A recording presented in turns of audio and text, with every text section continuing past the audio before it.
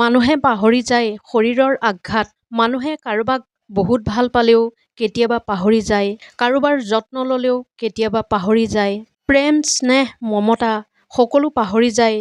কিন্তু ইচ্ছা কৰিলেও মানুহে কেতিয়াও পাহৰিব নোৱাৰা কথাটো হ'ল আপোনজনৰ কথাৰ আঘাত। আপোনাৰ আপোন মানুহবোৰে কোৱা কথাই আপোনাক সলনি কৰিব পাৰে। যেতিয়া আপোনাক একো বেয়াকৈ ক'ব বুলি কল্পনা কৰিব নোৱাৰা ব্যক্তিজনেও গালি-গালাজ বা টান কথাই আপোনাৰ হৃদয় আৰু মন ভাঙি পেলায়, তেতিয়া আপোনাৰ আত্মাই সেই আঘাতক মৃত্যুৰ আগলৈকে কঢ়িয়াই লৈ থাকে। আপোনাৰ বদনামৰ ধোঁৱা সেইসকল মানুহে মুখেৰে উৰুৱাই থাকে, যিসকলৰ বুকুত আপোনাৰ নাম, উন্নতি, যশ দেখি আচলতে ঈৰ্ষা আৰু পৰাজয়ৰ গ্লানি জুই জ্বলে। কাৰণ জুই য'ত লাগে তাৰ পৰাই ধোঁৱা উৰে। সেইবাবে আপুনি কেতিয়াও থমকি নৰ'ব। আগৰ দৰে জীয়াই থাকক, কৰ্ম কৰি যাওক। দেখিব সেইসকলৰ বুকুত ঈৰ্ষাৰ জুই আৰু দপদপাই জ্বলিব। এটা সময়ত দেখিব যে সেই জুয়ে তেওঁলোককে গ্ৰাস কৰি পেলাব। কাৰণ ঈৰ্ষাৰ জুই এনেকুৱা যে এই জুই যাৰ বুকুত জ্বলে তেওঁকেই দহন কৰে। তাত আপোনাৰ নোম এডালো ক্ষতি নহয়।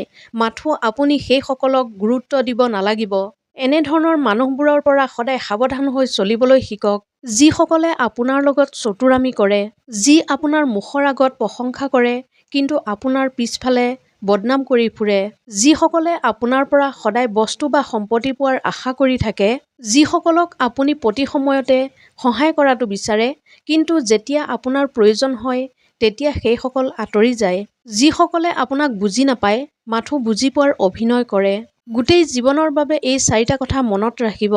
1. আপোনাৰ লগত যিয়েই নহওক আপুনি সদায় এইদৰে ভাবিব যে যি হৈছে ভালৰ বাবেই হৈছে। বৰ্তমান সময়ত বেয়া যেন লাগিলেও পিছলৈ গম পাব যে যি ঘটিছিল ভালৰ বাবেই ঘটিছিল। 2.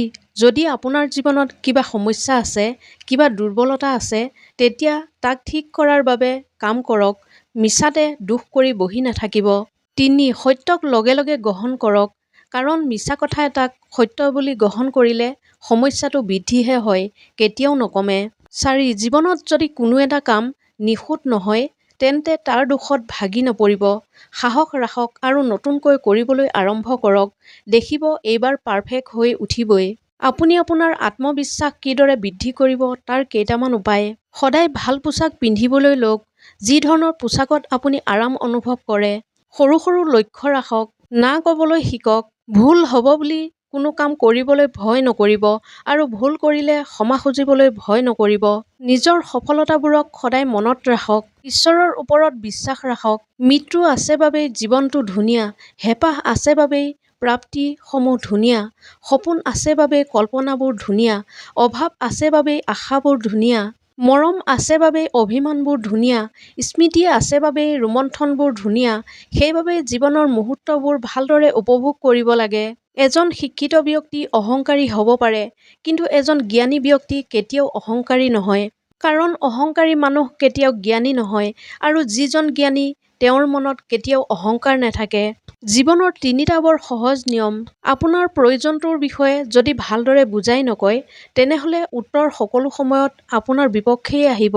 সময়ৰ লগে লগে যদি নিজৰ যোগ্যতা নবঢ়ায়, তেনেহ'লে আপুনি সকলো সময়তে একে ঠাইতে ৰৈ থাকিব।